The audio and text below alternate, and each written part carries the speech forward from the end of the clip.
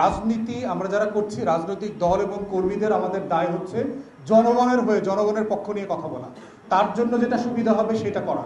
আপনাদের ওষুধ মালিক কোম্পানির তো কৃতজ্ঞ থাকার কথা ছিল যে 82 ওষুধ নীতিমালার কারণে বিদেশি 8টা কোম্পানি তো লেজ গোটায় দেশ থেকে চলে গেছে।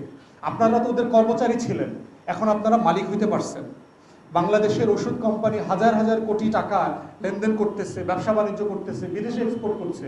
তাহলে আপনি কেন এটা করবেন না দেশের মানুষের জন্য? আপনার দায়ের জায়গা তো আছে। আর যেইটার দাম বাড়াবেন সেইটা আসলে নতুন গুরুত্বপূর্ণ ওষুধ, যেগুলো এক্সট্রিম ওষুধ, আপনি যেটা এক্সপোর্ট করছেন প্রয়োজনে সরকারের কাছ থেকে আপনি এক্সপোর্টের আলাদা দাম ঠিক করে নেন।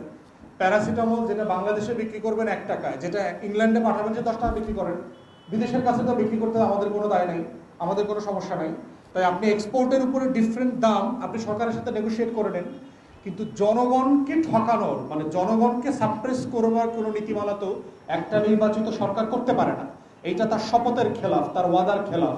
এবং দুঃখজনক হলেও সত্য, বাংলাদেশের গণমাধ্যম, বাংলাদেশের ডাক্তার কমিউনিটি যারা আছেন, বাংলাদেশের ওষুধ মালিক শিল্প সমিতি বাদ, রাজনীতিবিদ, সরকারি দল সবাই চুপ দেখবেন।